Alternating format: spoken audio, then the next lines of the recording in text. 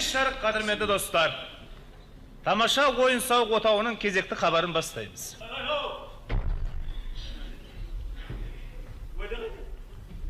Бисмилlah. Жоқ, сен мені дұрыстамайды, бойда қайда? Қайдағы уәде, не қылған уәде? Интересно, есінен танып тұрғанын қараш. Ай, сен әлі күні аэропорттан жұмысқа жете алмай тұрмын дегенде. Зардап, еңіреп, мен таксимен мінгізіп алып, зуылдатып жаңбырдың арасыменен. Ақсыбет, көксібетке қарамай, көзімді қысып бірақ өткерім қайда. Ай, спектакльме жеткізсең, тамашаға бір билет берем дедің қайда? Интересно. Ай, сен ақшаң бергенде зардап еңіреп, алмай қойғаным қайда? Сен маған дұрыстап айтшы, уәде қайда? Соны айтшы маған, уәде. Отағасы, қайдағы уәде, не қылған уәде, не айтып тұрсыз? Мен есіме түсіре алмай тұрмын. Ай, сен сап-сау едің ғой. Ай, шырағым, мен соны ертеңіне бастығыма бардым. Мен сізге тамашаға билет тауып берем дедім. Ол маған жаңа машина беруге уәде берді. Ай, шырағым, сен мені масқарап тұрсың онда. Мына тұрсың, тұрыспа менің енді. Отағасы, айналай, мен ешкімге ешқандай уәде бермеген сияқтымын. Дегенмен кешіріңіз, енді сол бастықтарыңыз нағып осы тамашаға жерік болып қалды. Жоқ, сен тұра тұр, менің әйелім далада тұр. Сен білмейсің. Вот мен білем қандай екен. Ой, сұмдық-ай, өзі де келеді. Абырмай, отағасы, мынау әйеліңізге өзіңіз ие болмасаңыз, суықтауыма қалай? Ал, вопросительный знагым менің. Бойың сорай білмей балып, дабдырдай тамашаға кедергі жасап тұрсың, ә?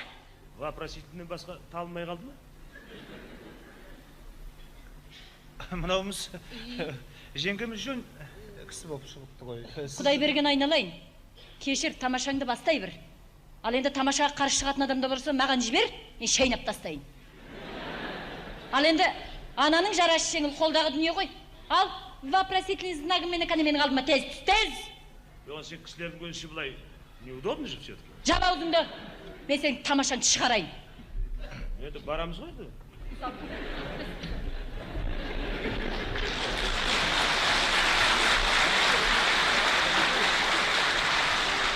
Иә, осындай алтын жеңгелерімізге не жетсін. Қадірлі көрермендер. Тағы біреу келіп қалмай тұрған кезде тамашамызды бастап жіберейік, ағайын.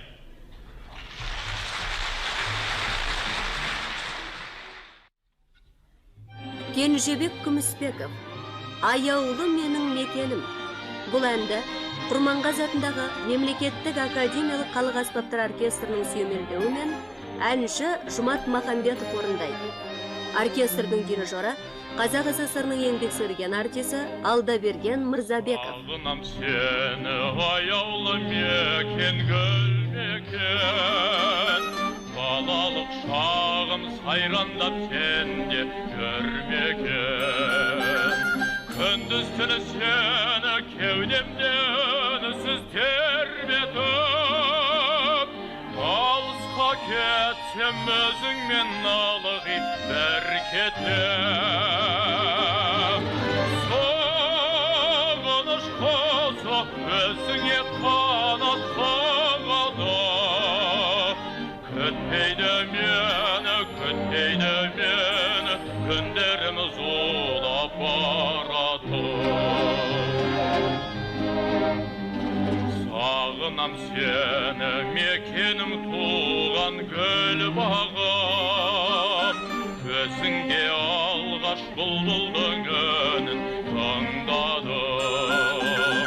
Өзіңде алғаш анамның үнін үйреніп, өзіңде алғаш жастықтың жарын жараладым. Сағыныш қозы өзіңе қанат қағады, күтпейді мені, күндерім зулап барады.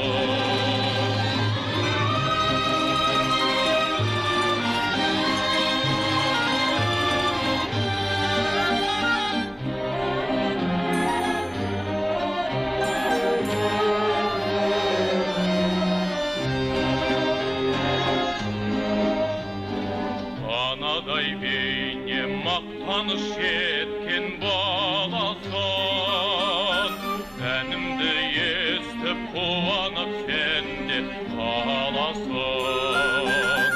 Жол сайын менің көбейе берсін ақ шашым,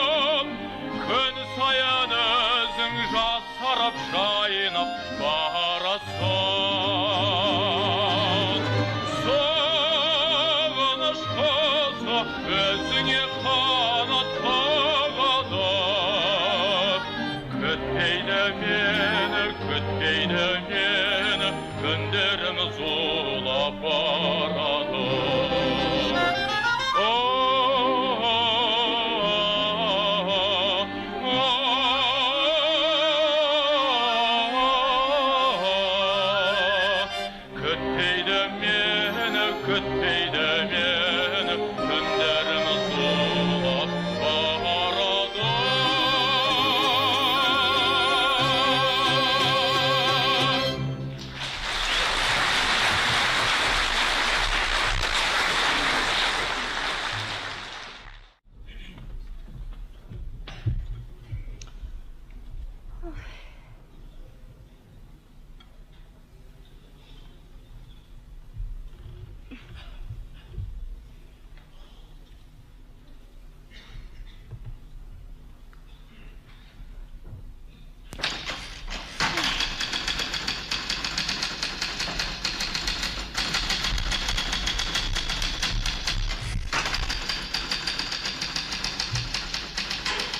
Айналып қана кетейін зымзия қарындасым. Міне бір кішкентай ғана мінекей отчет бар еді. Соны балды бармағымен баса қойын алайын. Өзіңіз қызық екенсіз, Қазір Азырбаевич. Саат 11 болды, мен шай ішкім келеді. Ой, айналып қана кетейін, құлдығың болайын зымзия қарындасым. Шай дейсің ба? Шай бой кәсіп болады енді. Айналайын, енді шайды мына уақыт жоқ, шайды өзің қайнатып ішерсің. Айналайын, мен қазір мына отчетты Да? Сізге не болған, Қазір Азырбаевич? Мен секретарь-машинистка. Чайға болып буфетке? Подумайте. Айналып қана кетейін, кешіре ғой. Олай болса, қазір жазамын арызды. Кеттемін. Ойбай, айналып қана кетейін. Айналып қана кетейін зымзия қарындасым. Сау бол. Кешіре ғой ағаңды. Бір білместік болып қалды енді мен енді айналып қана кетейін енді. Кешіре ғой. Қазір мінекей, шай дейсің ба? Шай. Сіз білсеңіз, мені қай жер шақырмады дейсіз? Орталық магазин, база, склад. Толып жатыр. Тағы. А көрер едім сіздің машинистка үшін тапқаныңызды. Дефицит? Қайда? Қайда бәсе? Қайда? Еш жерде. Ешкімнің қолы жетпейтін профессия. Дұрыс айтасың, айналып қана кетейін. Ой, айналып кетеген тіліңнен сон айналайын. Сондықтан білсеңіз сіздің. Енді, мен шай дейсің ба? Қазір. Жалпы, конечно, менеджер маған ұнайды. Мұнда интерьер жақсы, жұмысым да алыс емес. Ал бірақ сіз бір стакан чай әкеп беруге жарамадыңыз. Айналып қана кетейін, құлдың шайды қазір дайындаймыз. Шай болады. Шай қазір. Қазір болады орында. Мінекей, айналайын, мінекей. Мынау шайың, мынау бутербродың, мынау конфетің, айналайын. Рахметіңіз. Дұрыс, айналып қана. Шай ғой? Конфеттен алып қойын. Бутерброд. Рахметіңіз. Өзіңіз алсаңызшы. Рахмет. Мен үйде тамақ ішіп шыққам. Керемет, тамаша. Ыстықтап кеттіңіз. Сондай. Жалпы, Қазір Азырбаевич білсеңіз де, менеджер маған ұнайды. Өйткені жұмсақ мебель, орталықта. Бар ғой. Есік терезелеріңізден жел өтпейді. Дұрыс, беделдің арқасы ғой беделді. Бірақ сіз білсеңіз сіз. Мен сондай. Шаршалғанмын. Ой, айналып қана кетейін, сен шаршама. Шаршалғанмын. Мен шаршалғансың. Қағаз, көріп отырсыз, қағаз, печатать. Дұрыс қой, айналып қана кетейін енді, білем ғой. Бұл машинистке деген дефицит қой, білем ғой, айналайын. Той, секретарь дегенім ғой. Кешір айналайын. Ал енді, тағы да міне шай. Ала ғой. Айналып қана кетейін, дұрыс. Бәрі дұрыс қой. Ал енді, мен шайды апарып қоя қояйын. Пожалуйста. Тағы не керек? Енді, анау балды бармағымен, не бір отчетті басасына тастайсың. Ой, түколай. Мен сізге қазақша айттым. Мені жүйкем тозған. Дәл көне пианин сияқты бим. Дұрыс қой, айналайын, жүйкесі тозған, бәріміздің де жүйкеміз тозған. Қайтесің, жұмыс бау, мына қызмет бау. Мені енді осы отчет жасамасам, анау құдекең өз телефон соқты. Жарайды, Қазір Азырбаевич, көндік. Бірақ, жұмыс алдында мен базарға, магазинге баруым керек. Магазинге? Да. Барасың. Өйткені бүгін қонағым бар. Ертең суббота. Түсіндіңіз бе сіз? Жоқ, айналып кетейін, ешқандай магазин, дүкен деген болмайды. Ол қой енді. Мына мені жоғары жақ қылғындырып жатыр, айналайын, аясаң шағаңды. Мына өте бір кіші. Да? Оны басатын айналайын. Да. Жақсы. Мен сізге қазір жақсылап тұрып ары жазам. Ой, айналып қана кетейін қой. Үзімсе, қарындасым, құлдық. Директору Қазір Азырбаевич.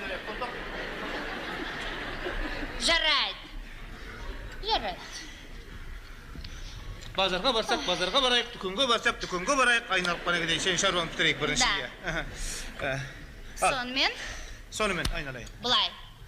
Bazarga. Mikal telefon soğasa, telefon Mikal. Дұрыс. Өзіңіз бармайсыз ба? Кек қазір. Же. Alo, Bolganbay apa? Bu direktör koy. Bolganbay apa mынау Zımziya qardaşımızın qol temey жатыр жұмыстан. Соған бір кісіні базарға жұмсай қойсаңыз. Иә, ертең сенбі екен, қонағы бар екен. Соған базарға біреуді дүкенге дегенім ғой. Базарға. Иә, базарға да қоса дүкенге. Жоқ дейсіз ба? Өзіңіз ше? Өзіңіз бармайсыз ғой, уақыт жоқ дейсіз ба? Жұмыс тығыз дейсіз ба? Дұрыс қой, бәріміздің де жұмысымыз тығыз, қол тимейді. Иә, жарайды. Айналып қана кетейін. Әкел, ақшаңды мен ақ барайын базарға. Да? Ауырмаңыз, аптықпаңыз. Қазір Азарбаевич. Қазір. Жоқ, айналайын, керек жоқ, ақша бар ғой, ақша жетеді. Ақша бұған сомдық үзілген емес қой, тек емес өзімде де бар енді. Жарайды, мен өзім. Етек, не керек екен айсаң болғаны, иә. Өтте жақсы. Так, сиыр еті. Бір сиыр еті, иә. Сиыр еті. 2 кило. 2 кило, 2 төбе, 2 кило, иә. Ай, жарайды, мен сізге жазып берін, айтпесе шатастырып алып жүресіз. Иә. Білеміз ғой сіздерді. Сиыр еті. Анау біздің үйдегінді жұмсасаңыз болды, бәрін шатастырып береді. Ал сіз тем Тек қана более. қойдың еті, түйенің етін керек, тек сиырдың еті. Сиыр еті. Мен сізге жазып берейін. Жаза қойын адай. Бір сиыр еті, иә. 2 бөтелке арақ. Арақ. Арақ? Да, экстра. Экстра жоқ болса, жай арақ ала берейін бе? Есіңіз дұрыс па? Менің күйеуім тек экстра ішеді. Солай ма еді? Да. Қайдан білейік оны, иә, дұрыс. Да, сіз танымайсыз оны, танымайсыз. Танымайым, иә, өмір танысып көрген жоқпыз, дұрыс. Әрине. Так, экстра. Экстра. Пожалуйста. Жақсы, айналып бара кетейін. Енді қағазыңды ана машинкеге сал да, жұмысыңа кірісе қойын. Мен қазір мінекей құлдығым, 1 минутте. Мінекей. Бәрін әкелдіңіз бе? Бәрін әкелдім, айналып бара кетейін, мінекей. Бір сиыр тойшы, бір сиырдың 2 кило еті, сосын экстра жоқ, айналып бара кетейін, әкесін өлгенді естіртеді, енді мынау жай арақ. Иә. Дәл солайын боларын білбедім. Жұмыс, пожалуйста. Сіздің отчетыңыз. Пожалуйста, маған айтқан алғысы. Өте жақсы болып сдачи.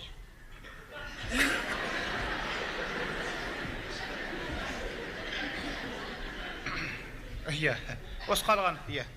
Айнал. Енді отчетті өзіңіз жазасыз.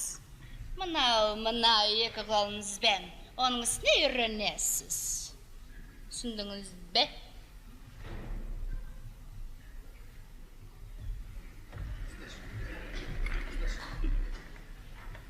Бәрінде көзге шығып үйрету керек.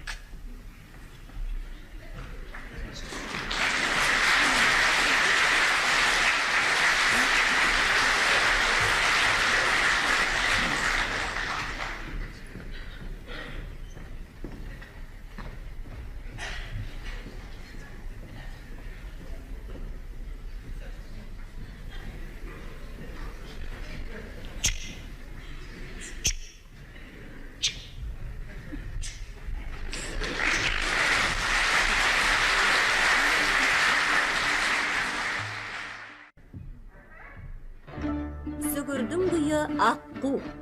Орындайтын оркестр.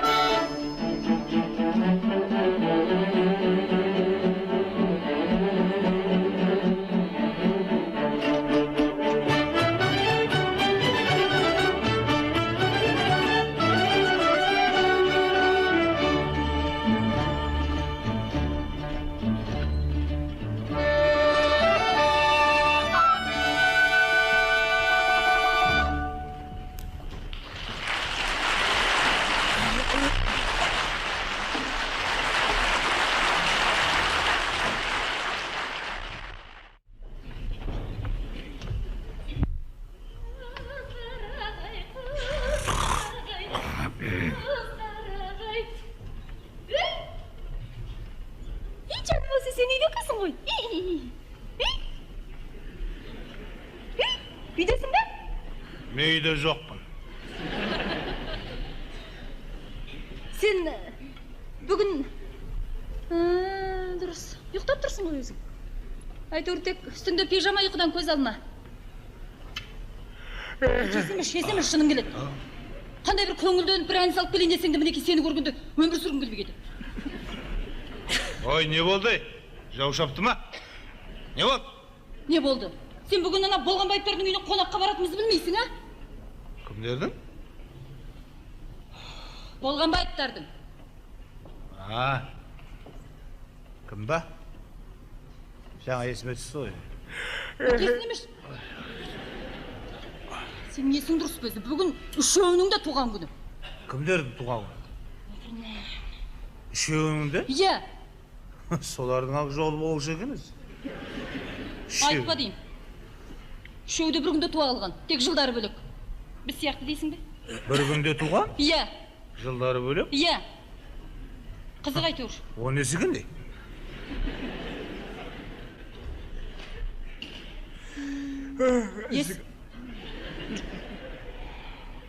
Міне, есінеп тұрсың мынау, ұйқыдан көз алмайсың, ертелі кеш. Нешеге келіпті? 44-ке шығыпты. Бәс, 44-ке? Иә. Мен 35-те жүрсің. Сен өзіңе қарасайшы өзіңе. Көзіңнің асы салбырап, сені 37-те деп кім айтады? Қарныңның тұрған ау. Кәпір. Ай, сен мен тым сүмірей жібердің ғой еді?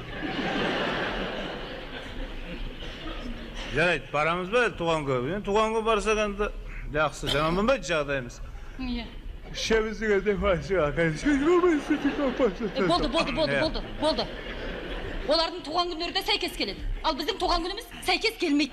Жылына 3 рет шығынданып жүргеніміз ақша шығарып, жүрттеген жылына 1 рет шығынданады. Сонда қалай? Жоғын біз енді күніне 100 ақ сом табамыз. Иә, 100 ақ сом табасың. Біздің отпускымыз да дәл келмейді. Болғанбаевтар жылында бірге дем алады. Енді өзің емес пе, бай бадам саған анауда мен февралда алып берді ғой, анау үлкен жерге путевканы. Барбайым деп өзің енді айтқан, маған да ал дейсің. Иә. График сол мен кезегі. Иә. Сол график, диаграмма, программа деп жүр солай. Болғанбаевтар жылда дем алады. Бірге.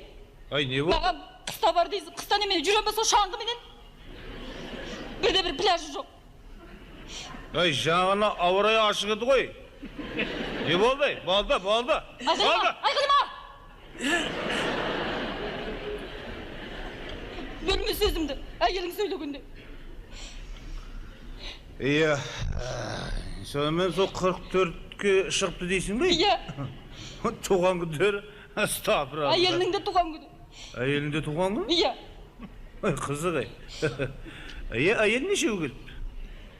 Ал? Нешеу келіп? Сен неше келіп деп ойлайсың? Мен оны? Иә. Елбай, неше бай адам болып бай? Неше келіпті? 25 берер едім мен енді. 38-ге келіп отырған сары қарын әйелді 25. Ой жай, мен сенен кіші екен деп жүрсем.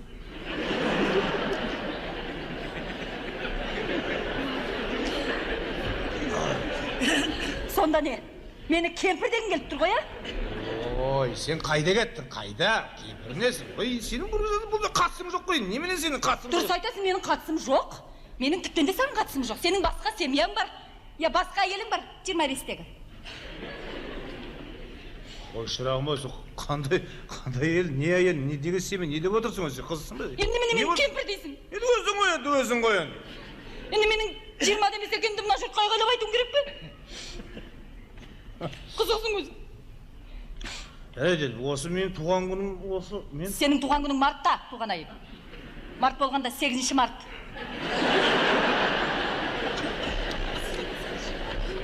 Әйелдерге де бір табан жақындығың сол ғой, сорды. Сен маған не алды? Сен маған өлдейсің ба немене? Ал менің туған күнім. Ол адамына қарай өзі. Менің туған күнім жазда, шілдеде, сондай бір керемет тамаша айда. Енді мен қандай дейсің, мен өздерің қалап алған күндерің ғой, 8 март. Айқайлама!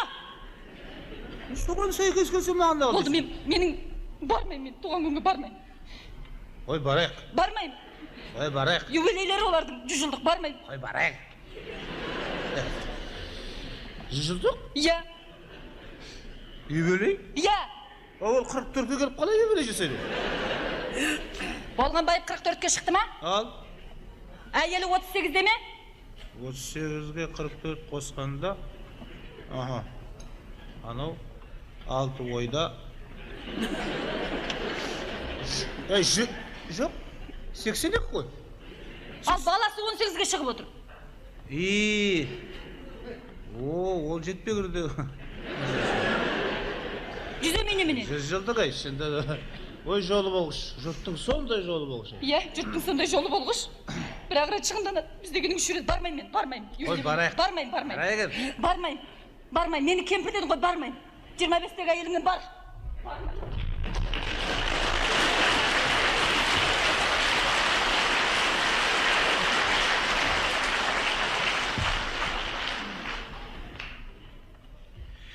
Жағдайымыз жақсы, тұрмысымыз жақсы, күніне 100 сом ақша табамыз. Осы жұрттың жол болшы қайтырмыз.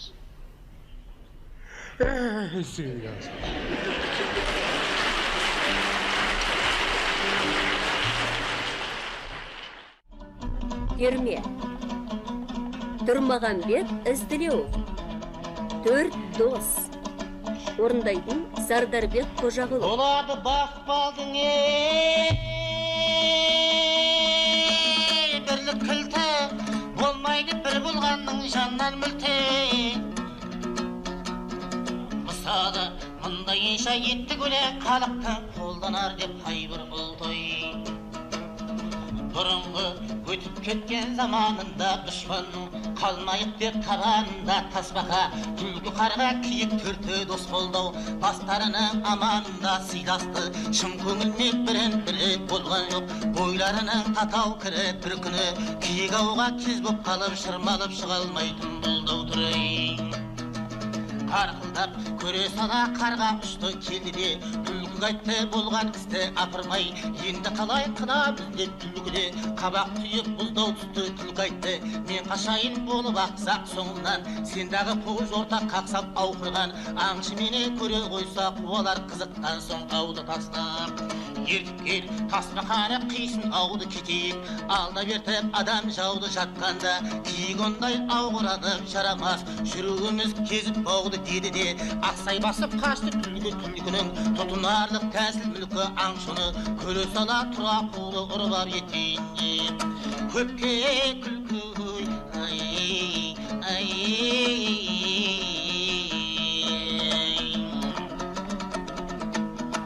қарқылдап тасбақаға қарға келді, аңшының ауын барып қидеденді. Ескетіп, естіген соң қарбаяқтап ала алмай сасқанынан қалдау демді. Тышқаннан тасбақаның бар ет досы жоқ еді, әні бірақ маңай досы соны ертіп, керейген кеп тұрап тұрды тарбаңдап, таспен құмға тиіп төсі қарғайтты. Ебедейсіз үлкен ішің жетуге, жеделдетіп жетпес күшің тышқанды, өзім барып әкелейін қия бер ауды барып өтсетсің. Тарбаңдап тасбақада ауға жетті қарғада, бара сана тышқан дертті екеуі, әрлі-берлі ауды қиып берген соң, босанды да киік кетті өлімнен, киік кетті болып бостан осыша, жерден көмек тиіп достан береке, қай күнде де болмай қалмас бірлікпен осылайша. Басты қосқан ой,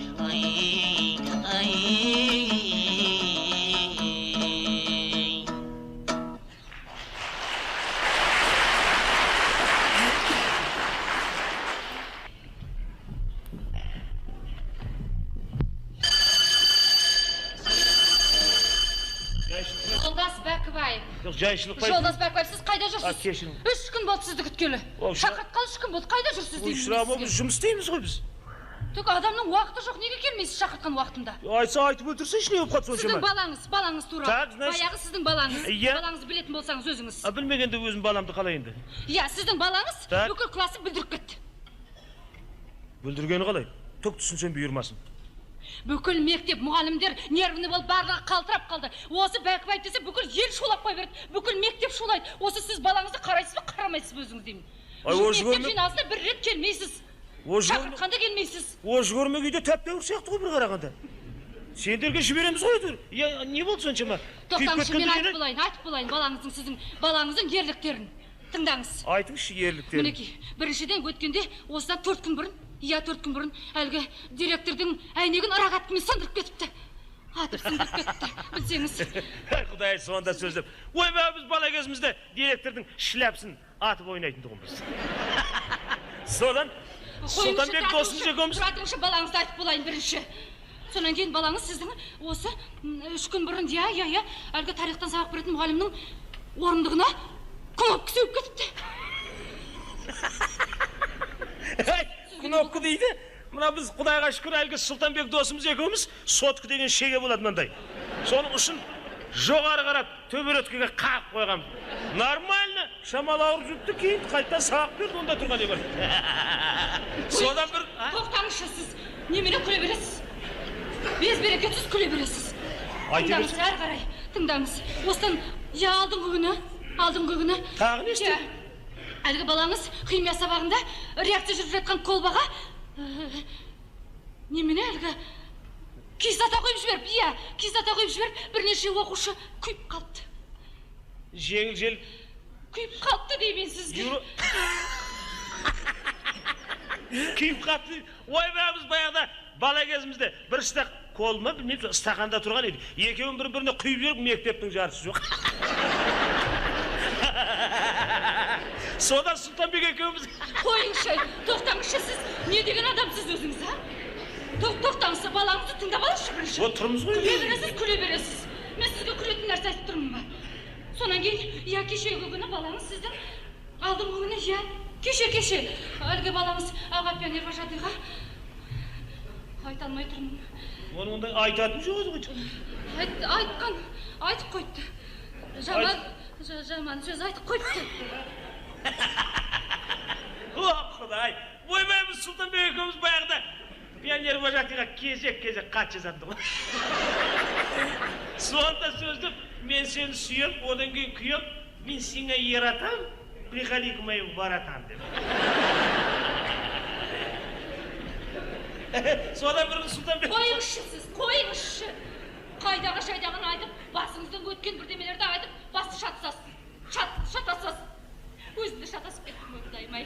Ана балаңызды неге тәрбиеге алмайсыз, балаңызға қарамайсыз. Өзіңіздің айтып тұрғаныңыз, мына өзіңіз бір қызық адам екенсіз. Жоқ, шырағым, сен тыңда. Мен байқайын, тұра тұрыңыз, сөзімді білмеңіз. Байқап тұрмын, мен бағанадан бері тыңдап сізді қоятын емессіз ғой. Тәп-тәуір бала, үйде жүргенде жетпей кіріп, дұрыс жүреді, шешесіне көмектеседі. Таңның атысы, күннің батысы қолдарында. Сүйегі бізге ет сендердікі. Тап-тазап киіндіріп жүрген бала, алқам-салқам қайтып келеді мектептен. Бұл не? Сендерге береміз балдар. Жоқ, сіз білмеңіз сөзімді. Понимаете, тәп-тәуір баланы именно мектептен бұзылып келеді сол бала. Қойыңыз! Білмеңіз сөзімді. Понимаете, тәп-тәуір баланы жаман деп. Кетеді таңертең, кешке келеді, алқам-салқам. Мектептен бұзылып келеді. Істемелеп барасыз ғой тіпті. Кешір, жиналыс деген қойыңыз. Бізде жұмыс бар, производство. Біздің кезінде жиналыс болмайды еді. Жиналыс, кешіріңіз. Бұдан кейін мен шақыртқанын кеспейтін болайын. Тәп-тәуір баланы, понимаете, жаман деп қарай көр.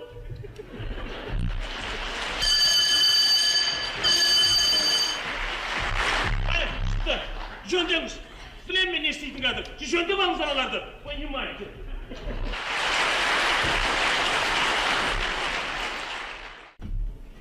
Қазақ СССР-ның еңбек сіңірген артисі, Қазақ СССР мемлекеттік сыйлығының лауреаты Қаршыға Ахмедияров өзінің «Желдірме» атты күйін орындайды.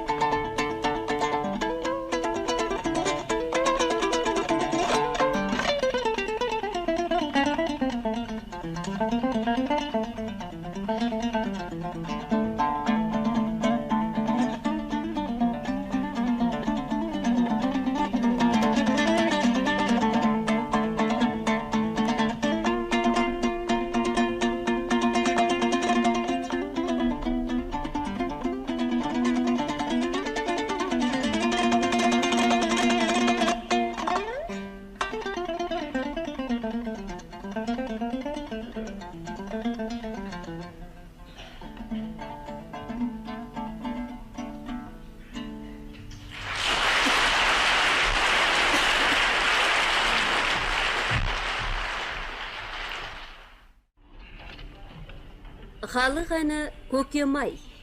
Орындайтын әнші Жұмағаным Рахимова.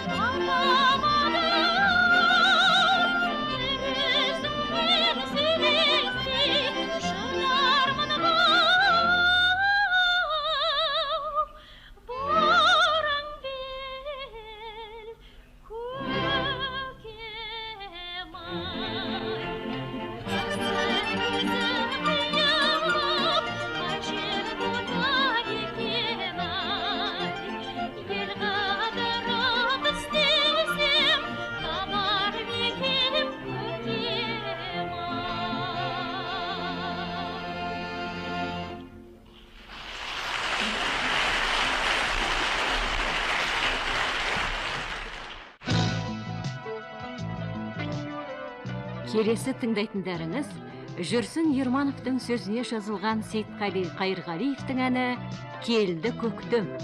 Гүлдер оянып, күнге боянып, тұрған кезде үлбіреп, жаппар есіне, неге сүйсінем, неге тулайды бұл жүрек. Үңгір сезімдей, күткен көзілмей, өзге аңсарым жоқ менің.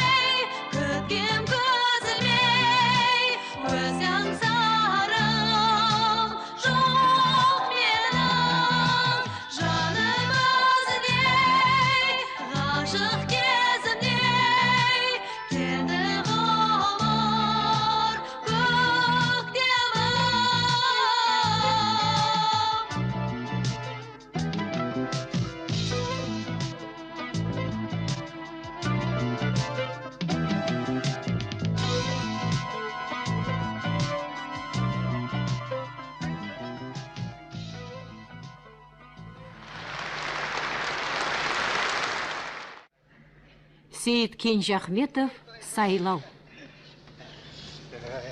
Так, жұмыс өнбей қойды ғой өзі. Не жаңалықтар бар өзі? Жаңалықтың үлкені сол сайлау өткізейін деп атырмыз ғой, көзіңіз білесіз. Ажырама сайлау дейсің, советтердің сайлауын осы өткен жылы өткізіп берген жоқпыз ба? Мынау қызық қой, мәке, директордың сайлауын өткізейін деп атырмыз ғой, директордың. Әлгі школдың директорының ба? Қайдағы школдың директоры, совхоздың директорының сайлауын өткізейін деп атырмыз ғой. Дұрыс, өткізгендер. Совхоздың не? Менше. Сіз сол сайланатын екі адамның біреуі сізсіз, кандидатура. Так. Ал екіншісі ана көрші совхоздың жас маман екен ғой, Маманбай Аманбаев деген бір жас жігіт екен ғой. Ана білесіз бе? Қайсы, ана кішкентай көкке сары ма? Иә, сол бе. Немене ол менімен кәдімгі тайталасып, тірешетіндей жағдайға келіп қаппай? Енді ұсынып жатыр ғой, соны. Сен оның бәрін білетін болсаң, оның мінездемесін де білетін шығарсың. Кәні оқыш. Как раз осындай оңашада сізге мен оқып берейін деп алып келдім емес, оқып жіберейін мен. Так, оқы. Бүйтіп жазыпты. Маманбай Аманбаев дейді. 7 жылдан бері бас зоотехник болып істейді, білімі жоғары 30 жаста дейді. Көрдіңіз бе? Онда тұрған не бар? Біздің де біліміміз жоғары. Мен осыдан 30 жыл бұрын, мен де 30-да тұғыммын. Онда тұрған не бар? Оны бір жаңалық ашып тұрсын ба маған? Так, ары қарай.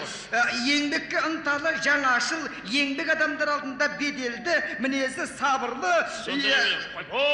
Ойбай, қатырыпсыңдар ғой. Сонда немене біз сабырсыз, беделсізбіз ба? Ойбай, сендер қоятын емес. Так, дәрші ары қарай. Жұмыста талапшылдығыменен көзге түсіп жүрген. Сен немене өңдедің? Жазылған солай. Талапшыл болып кетті ғой. Сен бұлақшы, менің мінездемемді оқып көрші. Сіздікінде алып келдім. Сіздікінде қатырып жазып енді оқиын енді. Тайқым Сыйқымов. Сіз қояды. Совхоз директоры, білімі жоғары, 60 жаста дейді ғой баяғанда. 60 жаста дейді. Апырмай, менде кеп қалған бей? Оны дегеніз құдай бересі, бір-екі айдан кезден құтыламыз ғой. Тойлап, дүрілдет бір тойлаймыз ғой мәке, үйгілегізді тойлайды. Дұрыстап дайындалыңдар. Дайындалып атамыз мәке. Дұрыстап дайындалыңдар. Так, ары қарай. Оқи берейін. Ол басқарған шаруашылық соңғы жылдары экономикалық жағынан төмендеп кетті. Не дейді, тегей? Өнім өндірудің түр-түрінен жоспар орындалмайды. Қалай орындалмайды? Ой, шырағыма биылдың өзінде мал терісін тапсырудан, металл сынықтарын өткізуден 150% орындадық қой біз шырағыма. Сен не деп тұрсың өзі ғой? Орындадық қой. Тегей? Қойдың жартысы қырылып қалғаннан кейін теріден орындадық. Арған оқи берейін. Өзі көпшіліктен бөлек әрі жоғары ұстайды, сондай. Сен не деп тұрсың өзі? Ой, шырағыма, сонда мен әркімге жалбақтап, ассалаумағалейкум деп берсем, не бедел қалады? Мен өзім директор болсам. Өзі қайсы сол дұрыс пенді? Дұрыс емес, бірақ мұнда жазылған. Ары қарай. Саяси және экономикалық білімін көтеріп отырмайды, кітап оқымайды. Не деп тұрсың сен? Мен сонда таңның атысы, күннің батысы, кешке дейін кітап оқып тұрсам, совхоздың жұмысын кім істейді? Соны айтамын ғой. Не деп тұрсың сен өзің? Кім это, кім? Ну, не важно, кім екен. Біздің ауылдың кітапханасы осы қай жерде? Как раз сіздің үйдің жанында ғой, сіздің үйдің жанында. Сен былай қойшы, бір 20-30 кітап біздің үйге әкеп тасташы, а то неудобно. Әйтеуір үлгілі кітап әкелсем болды. Так, ары қарай, совхоздан мәдениет жұмыстарына жете көңіл бөлінбейді. Қалай бөлінбейді? Білме? Сен не деп тұрсың өзге? Жоқ, не жазғасыңдар? Ой, шырағыма, біздің совхозда 10 баласы бар, 4 әйел. Ардақты ана деген атқа ие болды.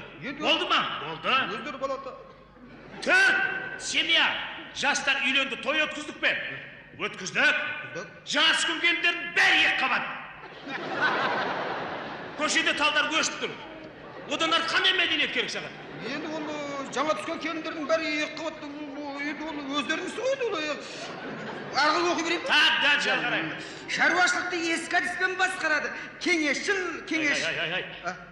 Сен не деп кеттің? Сен, сен мұна мінездемең болмайды сен ғой?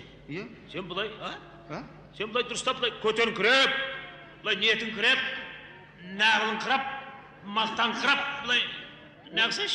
Мәке оған болмайды ғой, болмайды. Ол мұнау парткомның кеңесінде бекітілген ғой бәрі. Шырағым, осы аймақтағы барлық документті мен бектім.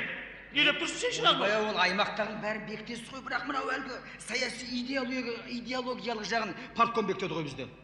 Ей, ондай да бар екен ғой Ондай айтпақшы. да бар ғой, оны көрмесін. Так, сонымен қойшы не керек ана кішкентай көкке сарыны менімен бірге таразыға салып тартасыңдар, а? Енді көріп, иә. Дұрыс. Егер мен қателеспесем, мен осы совхозды 10 жылдан бері басқарып келе жатырмын. Иә. Бір құдайдың өзі жар болатын шығар деп ойлаймын, сақтайды. Иә, сақтайды шығар енді, құдай сөйтіп ойлайсыз ғой, бірақ қорқып тұрмын да мен мәке. Алдын ала былай нетіп өзіңіз былай не қыла бермейсіз? Неменен нетіп, не қыламын? Ниет не қылғанды енді айтайықшы, осы оңашада мен сізге бөтен емеспін, так бөліңізбін, ә? Так. Енді оңашада айтайын. Енді кейде белден басып осы тізеге салып жіберетін жерлеріңіз бар ғой енді. Қашан сөйт? Мен қашан белден басып майыстырып неғыппын? Неғыпсыз, өткен жол әлгі 10 баласы бар анаға тиесілі үйді бермей жылатып қойдыңыз. Солардың көз жасы енді жіберемен мысалға. Ой, шырағым, немене, олардың көз жасы көл болып, сол суға мен ағып кетеді деп тұрсың бе? Мен бірден май тұрса бересіз сөзбен. Өткен жол әлгі оқып бітіріп келген әлгі жас жігітке қызмет бермей қойдыңыз. Өзіңіздің қияс деген досыңыздың баласының орнына ымтымының меңгеруші шығысайға жібердіңіз. Мынау түктің мәнісін білмейді ғой. Ай, сонда мен жалғыз досым баласын қызметке ала алмасам, неменеге директор болып жүрмін мен? Онда бүкіл ағайындардың бәріне сол қызмет бөліп берейік, онда бәрін сөйтіп берейік. Олар деген көп ағайынды ғой, көп ағайынды, мәке. Онда тұрған не бар, көп ағайынды алып. Ойбай, ертең сайлауда қарсы дауыс берсе 5 дауыс қарсы болады деген сөз. Ай, сол 5 дауыстан ұшып кетсем ұшып кетейін, қойшы. Қорықпа мен. Ой, оған тағы да 5 дауыс қосылайын деп тұр ғой, мәке, білмейсіз ба соны? Жағал көп балалы ананың 5 баласы тағы қосылса 10 дауыс болады. Сол 10 дауысыңнан омақа сассам бар ғой. Өзіме обал жоқ. Қорқытпа мен өйтіп. Ей, мәке, қорқытпай-ақ қояйын. Бұған мен тура бар ғой, 10 дауысқа тағы 20 дауыс қосыла ма деген қауіп бар. Ай, шырағым, бұл қандай дауыстар? Тегей. Өткен жыл айтайын, өткен жыл 5 мәшіне келді ме бізге? Келді. Иә? Қашан келді олар? Қашан күзде келді. Сол мәшінелерді тиесілі адамдарға бермей өзіңіздің жегжат сұрат жақын ағайындарыңызға бөліп жібердіңіз. Ал солар не болды? Бұрынғы шопырлар қойшы қара әлгі кім Қойшыбай, Иманғали бәрі ескі мәшінемен есіп етіп жүр. Бұлар кезінде бас көтеріп бірдеме дейін деп еді, тізеге салып осы белден басып қаңғытып жібердіңіз. Солардың сонда 20 дауыс, сонда автоматически 30 дауыс қарсы болайын деп тұрған мәке, көрдіңіз бе? Сонда қанша дауыс болады осы сайлауда? Қанша дауыс болады? Бәрі келеді. Әншейінде асып шақырсам да келмейді. Мұндайда тайлы таяғына дейін келеді ғой. Кәдімгі тамашаға жиналғандай. Отыр ғой, мені көрмесін мені. Сонда енді мынау пенде болғасын көпке жаға бермейсің. Мынау, жұрттың бет алысы қалай өзі? Жаман бет алысы. Сен бұлай дұрыстап байқадың ба? Байқадым мәке, бет алыстары жаман. Ол қош, былтыр ойласам тұра намыстан күйіп кете жаздайым. Жекеменшіктің малына чөп бермей, суретіңіз ара журналына шық. Ол аз болғандай қыста талай елдерге көмір бермей көзін көгертіп қойдыңыз. Сол қалай енді? Ай, шырағым, сен мені өйтіп қорқыта бермешей. Сирағын жаққан жоқ қой ешкім. Бәрі қыстан аман есен шықты. Суықтан өлді дегенде естіп құлағым көрен көзін. Давай сен өйтіп қорқытпа мені. Қорқытпағанда мәке, енді қорқытпай-ақ қояқшы. Мына шаруашылық миллион сом берешекпен шығайын деп отыр ғой. Сонда сізге дауыс беретіндер көбейе қоймас. Ой, шықпаса бұдандар, шырағыма қысың болса суық. Жазың ыстық, су тасымай, жаңбыр жаумай, егін өспей, шөп тапшы. Соған мен кінәлім ба? Құдай кінәлі оған. Соған да мен кінәлім бенді. Енді шаруашылыққа Құдай жауап бермейді ғой, сіз жауап бересіз ғой. Сізден сұрайды, Құдай да сұрамайды ғой. Ай, не болып кетті өзі, а? Не болып кетті? Ай, шырағыма мынау. Ай, мәке, не болып кетті? Өткен жыл ана әлгі совхоздың өгізін жеп қойдыңыз. Қарап отырмай. Тегей?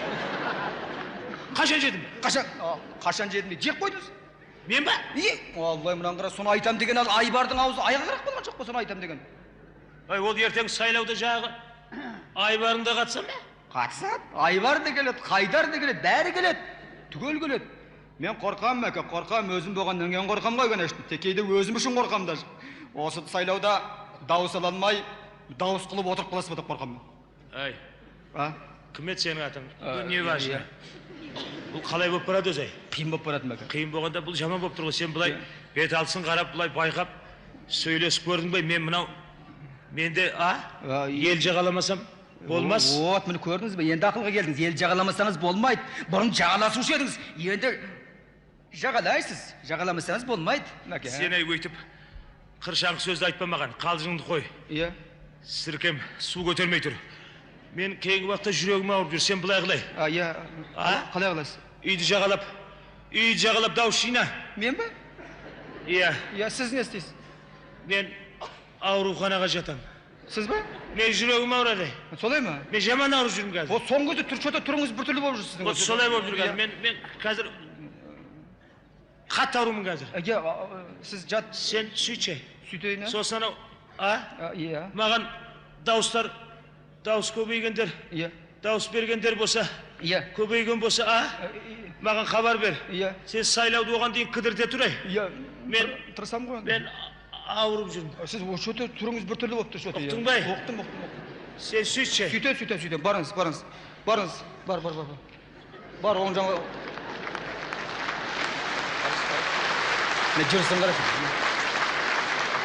Жүрісін қарашы, тұрын қарашы. Осы мен түсінбеймін, осы бастық біткендер қызығы осы. Орнынан түсет деген бір титтей бір хабар келсе бір ғой. Алла, жүрегін ұстайды да жүгіріп барып больницаға жата қалады. Астапыралла.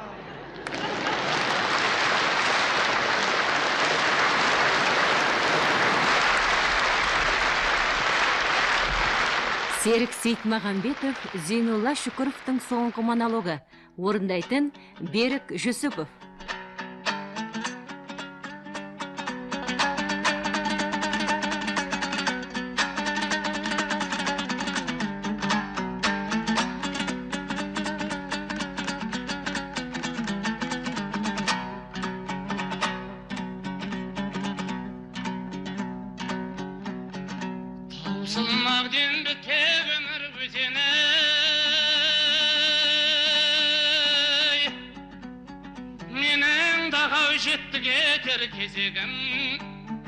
Мұны көптен тарқамаған шаншу мен жүрегімнің көзінен сеземін. Ғұмыр кештім кісімсімей кішірмей, дос қонақсыз тамағым бір ішілмей. Жайсаң ағау, жайсаңыны қаншамау, қолдарынан жүрген мені түсірмей. Өлемін деп күйзенмен де күйремем, тағдыр бастағын айзасымен күйреген. Өз әлімше арман көлде жүзіппін, қанатынан жараланған үйрегем. Алшаң басып жүр алмадым ұртаңда, әрдәршіп әрең жеттім артаңға.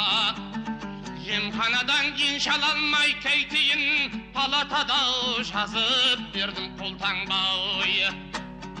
Халқым мені балаған мен алтынға, жарымда жоқ, баламда жоқ артымда. Бұл өмірге періште боп келгенем, мен өлемін сол періште қалпымда. Өлер кезде айтып кету борышын, қысылғанда бертің бәрің қол үшін. Мен ауырсам бірге ауырған қалқым-ау, ризамын барлығыңа сол үшін. Мен ауырсам бірге ауырған қалқым-ау, ризамын барлығыңа сол үшін.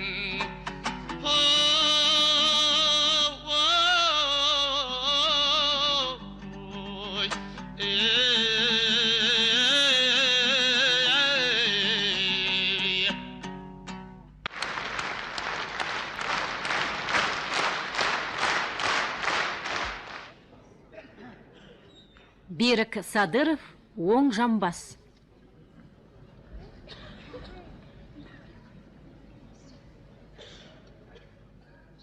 Сәлематсыз ба, жеңге? Бар бол шырақ. Бұқпа базарға кеп қалдықты. Кеп қалдық қой. Шешем айтып етті. Өзіңізге бар, алып сатарлығын. Не? Жоқ, то есть это... Қасиетің жоқтыр, ақыл кеңесін ал деген соң, бәсе көрініп тұр көзің. Ұрлық қылған үкідей жыпылық еді. Саудаға шыққан екенсің, көзіңді бір жолатам не былай ашпақ айтып тұр, не былай. Көрдің ба? Не бір жолата жұм бейшара кейіп не былай. Саудада деген көз үлкен рөл атқарады шыпақ. Ақылыңызға қылдық, жеңгешке, қандай ақылдысыз. Өзіңізде яқы. Оғда мен елеп тұрмын. Кәрі қақпас дегенім ғой. Немеле? Ой, как это, то есть, тәжірибесім ол дегенім ғой, тәжірибесім ол. Тағылымы тауда жеңешеміздің желін желпегенің өзінеге тұрады десең. Бәсі? Болатын бала өсті? Төбе екіміз кооператив болып кетімізді, қимады. Сен мынаны ұғып алайын. Саудаға шыққан адам, сауыт киген сарбазбен тең, не өлім, не жеңіс деп шығу керек. Сұңғыла сөз қаншалықты сұлу болса да берілмеу керек. Сезім атауны суға ағызып жібер, сен қатып қалған жөн. Әйтпесе кейбіреулер ұялтып, арнамысыңды оятып, ойымой, андай да мұндай деп жер жебіріңе жатып, маңғыт аузыңа саңғыт деп, үкімет бағасымен бір тиын қостырмай атпа демей. Сөйтіп. Ләкел мәрза, ләкел. Мен жеңгешке. Құсақ тұяқты қой. Ойабай. Қайдан алады? Мен кел жемес деп табармай жүріп қоймын. Алыңыз жеңгешке, сізден аяған дейтчесін 15 сом. 10 сом. 10 сом. 10 сом болғанда 88 тиын табыр жеңгешке. Ағайын туғанның арасында қиын тебен деген жүрмейді. Ал енді мен саған ағымнан жарылайын. Мә. Игіліңді кесін айдалай. Жеңгешке, мынауыңыз қандай керемет еді. Мен осыны алсам жеңгешке маған былай сатпайын. Ол сен мен айтқандағы алмаймыз, өлшекті алмаймыз ғой. Қойыңызшы жеңгешке. Ал батыр болсаң айта қойшы, қанша қаласың ал, айтшы батырымыз. 40 қылып барғыр. 40 дейді ғой маған келіп адамның шынын кетір.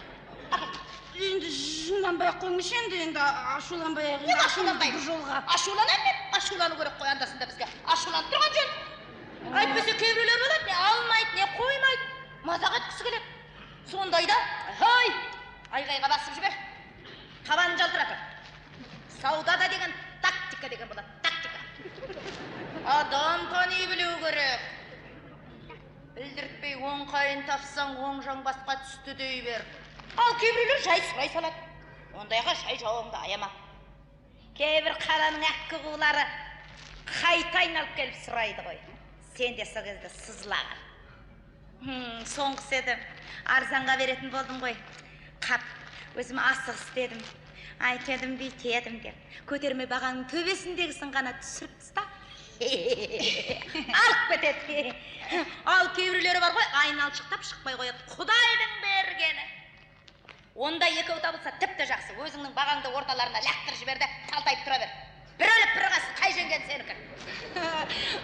Қандай ақылдысыз жеңгешке. Жеңгешке, айып етпесеңіз мынауыңызды мен 60-қа алсам. Ойабай, 60 деген қазір үй сыпырушыдан ба? 60 деген. Онда 70-ке алайын? Желкен қылсын ағыз. Дегенмен бар ғой. Сенен бірдеңе шығады мына саудаласқаныңа қарағанда. Әкең мен шешең жақсы адамдар ғой. Адам тегіне тартады деген осы ғой. Хәй, қыз. Ұмытып бара жатыр екем, сенің қызмет орның қандай? Жұмысында айтасыз ба? Иә. Көз ашып етек жапқалы сауданы солын салып жүрміз деп. Бүспе. Ей, труда бойыңның жатқан жерін сұрап тұрмын мен сені. Труда бойым ба? Иә. Ғылыми зерттеу институты. Ойбай, нағыз ізбасармай. Мен де пенсияға ғылыми қызметкер болып, академиядан шыққан. Сізде ма?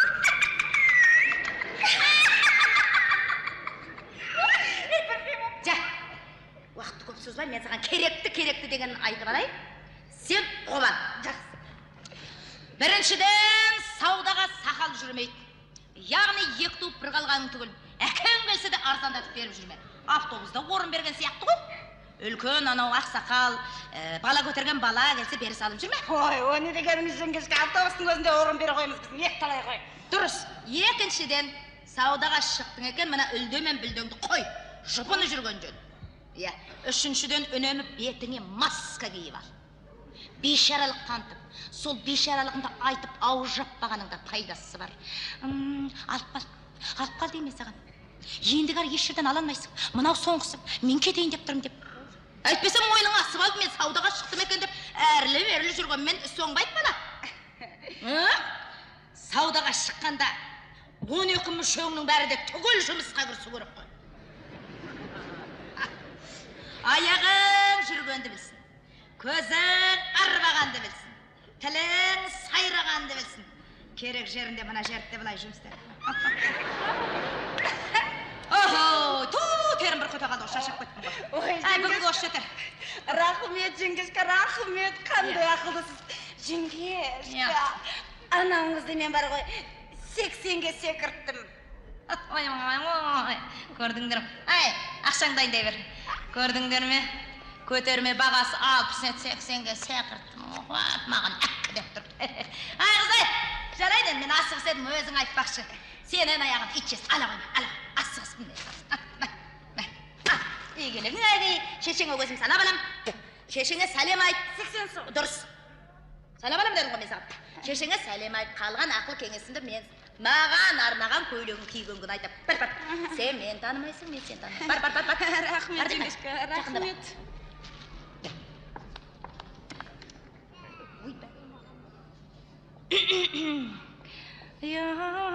Сізге не керек апа? Табылып қалады ғой, бері жүріңіз ғой. Жүріңіз табылып қалар деймін, табылып қалар жүріңіз бері.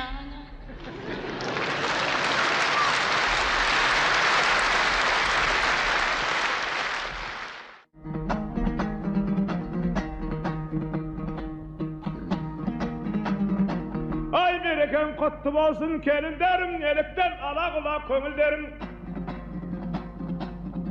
Есімнен кетер емес, әлі күнге шай қойып беруге де ерінгенің. Әуелі бояп алып еріндерін, сызырып әпедемі көрінгенің. Артынан атанаңды бейбаңдатып, қағып ап пенсиясын еу. Керілгенің ай.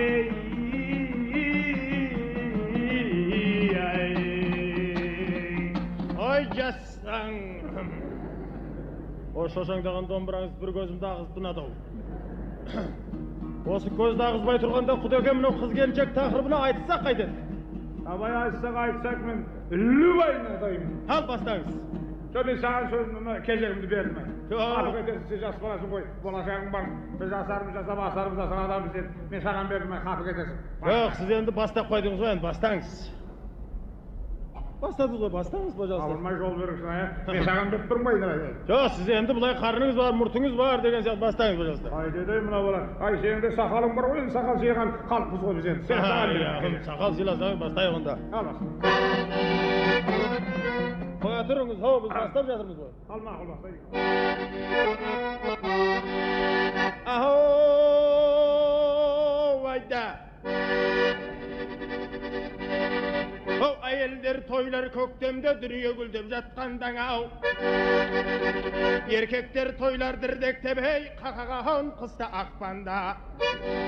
Ағағоу, агигагай, агигагай, агагагагагагагым, ахоу. Аригагым, агагагагай, уай. Осақ? Осақ.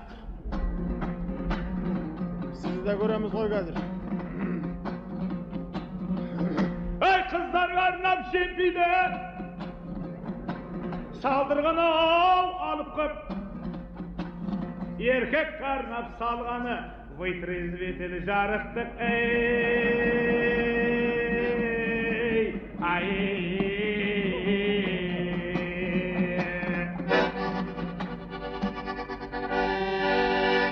Aho ayellerge jur журнал бар, тағы бар, жемпи роддом. Бәрекелді. Бар болғаны еркекке ау, айықтырғыш бірақ дом. Ағау, бар болғаны еркекке айықтырғыш бірақ домай, домай, домай, домың, домың, домың, домың, ағау. Домың, домың, домың, ағай. Ауырма жеміне өлең домбай болшықты ғой. Осындай болады.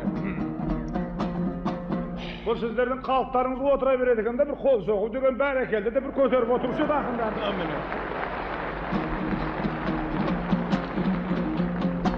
Ал бастаңыз, иә.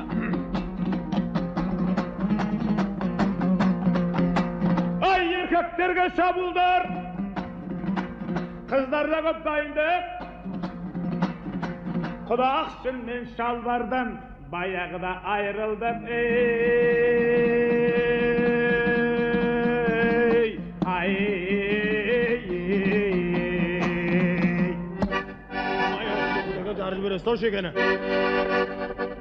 Ау, еркекше тартып шылымен, қыздарын кескен бұрымын ау. Еркектер ұзын шаш қойып бастады жаман ырымын. Ау, менің айтқан сөзімнің Құдеке жан 50% шыны бар. Қалаулайлым таусылсау, әлаулайлым тағы бар. Ау, әлаулайлым тағы барай, тағы барай, тағы барың, барың, барың. Ау, қалалалым, қалалалалайлым. Осақ.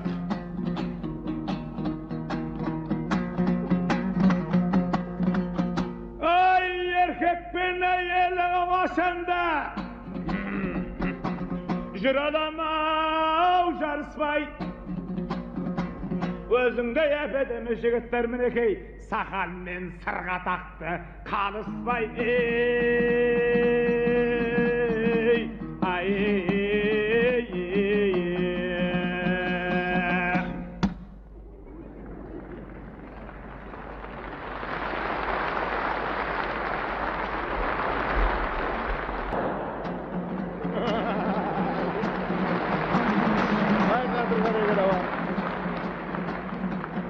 Al бастаңыз,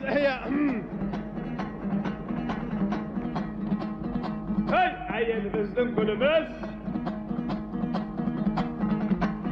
бәрімізді ағайын, әйел ана ұлымыз, арқасында әйелдің асқар таудай іріміз. Егер әйел болмаса, тастай батып түніміз, шыққаш еді-ау күніміз. Көңіліңізге алмағын ептеп айтсақ сынымыз, қашанда да сіздермен жарасады жырымыз. Деп айтқан біздің ақ тілек, жүректен шыққан шынымыз, жүректен шыққан шынымыз. Ай,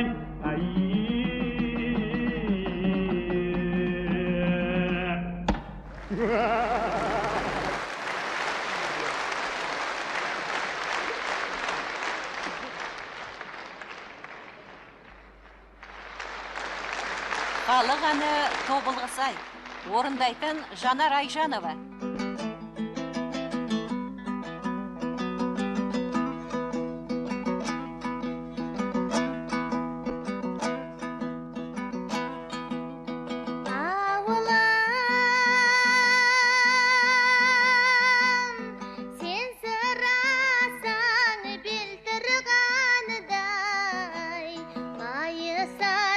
Ayın ağa şeltirganda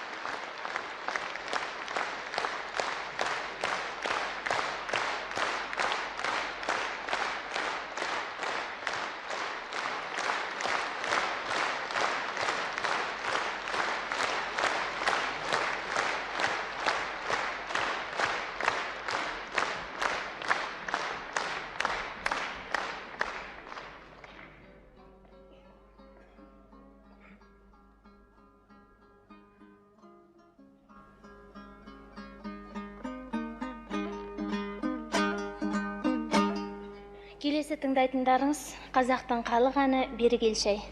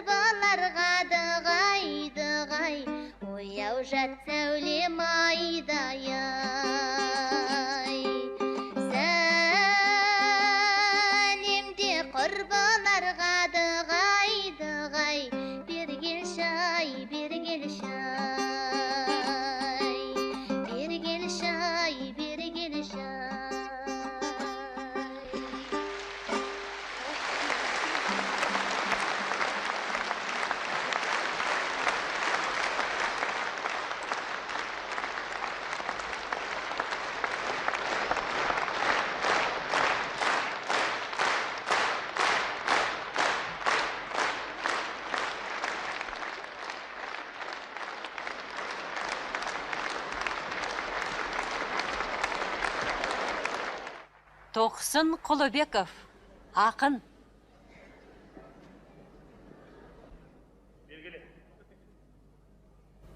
Қалың қалай? Жақсы. Екілікті кекілікші атып жүрген шығарсың, ә? Сабақ қалай, оу? Сабақ жақсы, бұйырғанын алып жатырмыз. Білем бұйырғанын аласың ғой сен, иә? Мұғалімдер сізге сәлем айтып отыр. Сәлемет болсын. Кешке дейін маған сәлем айтады. Басқа адам жоқ па сәлем айтады, не ал дейді сонда, не алмайсың дейді. Білмеймін, қатты беріп жіберсіз. Апайым, мұғалима. Осы сол мұғалимаң менен басқа адамға хат жазбай ма? Ертең тағы да жазамыз деп отыр. Құда қаласа ма? Иә. Дұрыс болды. Бәсәу кешеден бері көзім тартып масқара болып жүредім. Бұйырған көрінген екен ғой. Иә, так.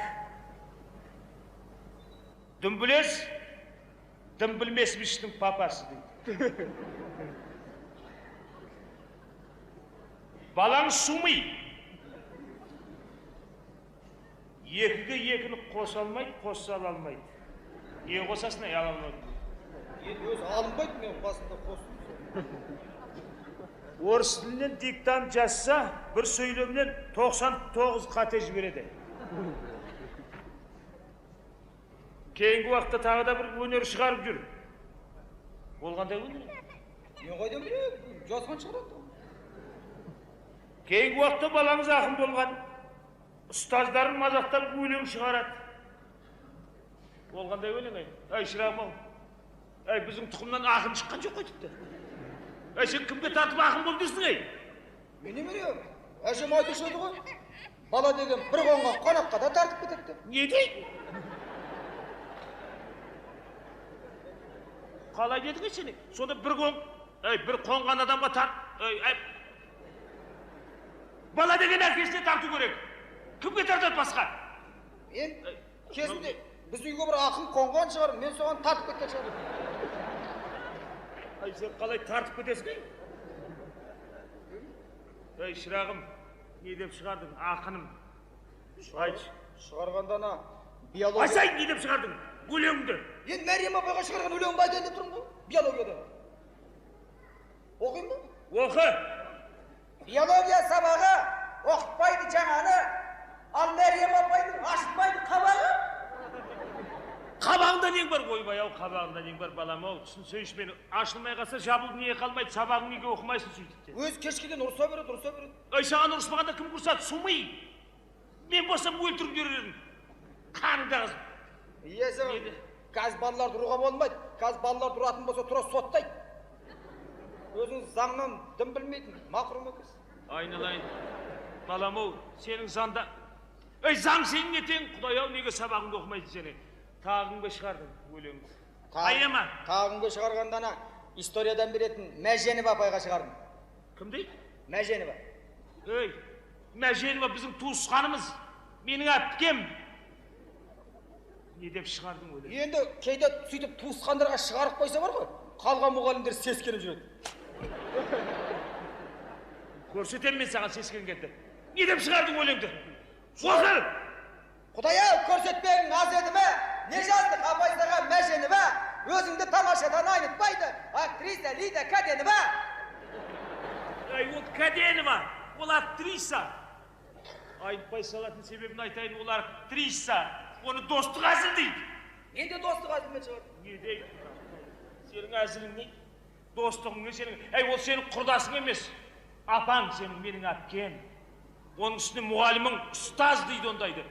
Күйеу ана апталап қайдайды. Әй, сенің шешен күндізіні индийский шайды қайдан ішеді, а? Содан алып жүрміз ғой. Енді не бетімді айтамын? Енді бетіне қалай қараймын? Ой, қарамай-ақ қойыңыз, немене қарайсыз? Қазір деген демократия классыңыз. Мен оның ана күйеуіне де өлең шығардым. Не деп? Апталап күйеуі ма? Жоқ, күйеуіне. Күйеу сол! Оқиын ба? Оқы! Магазинші тоқ берді, базадан шай ақ берді. Туыстарға таратып, қалған елге жоқ деді. Жоқ! Ішесін индийский шай. Ой, сұмдығай. Енді бетімді айтамын. Тағымға шығардым. Тағымға болғандана Алибиге шығардым. Ол кім тағы да? Біз ана Алиби дейміз, ана кличкасы ғой. Мәлібаев Әлібек ағай, математикадан бері. Не қыл дедің? Оқы! Рубаяттарыңды. X, Y, плюс Z, мен білмеймін, аулақ кет, опыр-мопыр қоя сал, Мәлібек! Әй, опыр-мопыр.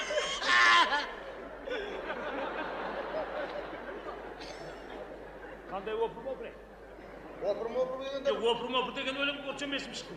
Опыр-мопыр деген ана, өзіңіз біліп біріш. Жоқ, әй, сен опыр-мопыр не? Әй, о заманда бұл заман опыр-мопыр деген өлім бар ма? Енді өзіңіз біліп біріш қоя салыңыз деген сөз ғой. Неге сұрайсың сен үшті? Неге өзің оқып алмайсың соны? А? Әй, мұны жүгерме көтіретін бол. Әй, жексұрын, өмір бақи 2 жарымнан аспай қойды қой. Опыр-мопыр. Не деп жаздың тағы да? Кімге шығардың? Кімге шығарғанда? Ақындар болатын болса өзі. Айға шығарады, аспанға шығарады. Туған жер, отан, анасына, әкесіне шығарады. Мен де сізге арнап бір-екі ауыз өлең. Кімге? Мына маған ба? Маған! Адам өлтіресің сен бір күні. Шешең екеуміз өлеміз бір күні. Аспандағы айды жалмап, жердегіні бәрін жалмайсың сен. Әй, не деп шығардың, енді маған ауыстың ба сен? Оқы, баямаңды. Ұрыспайсыз ба? Ұрыстың не саған ұрыспадың, бәрібір емес па? Оқы, баямаңды. Менің әкем қызық адам тамаша, қызығына көз тоймайды санаса,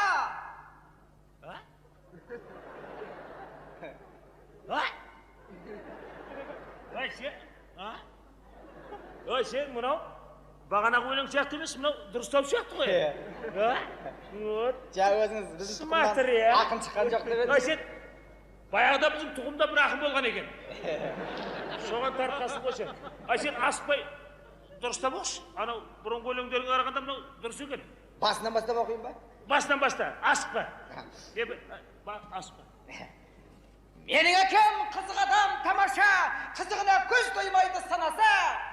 Асықпа, оқи бер. Оқи берейін бе? Қызығына көз тоймайды санаса, тамақ бермей, арақ берсең әуелі, қуанғаннан секіреді бадаша.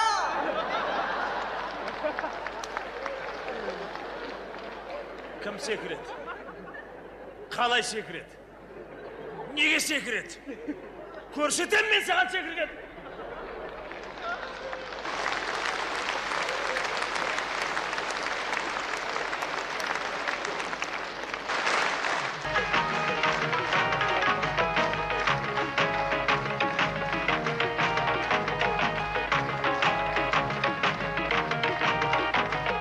Шырайлы ән, шырайлы күй, тәтті сыр, айтық және турап пісір ашы сыр.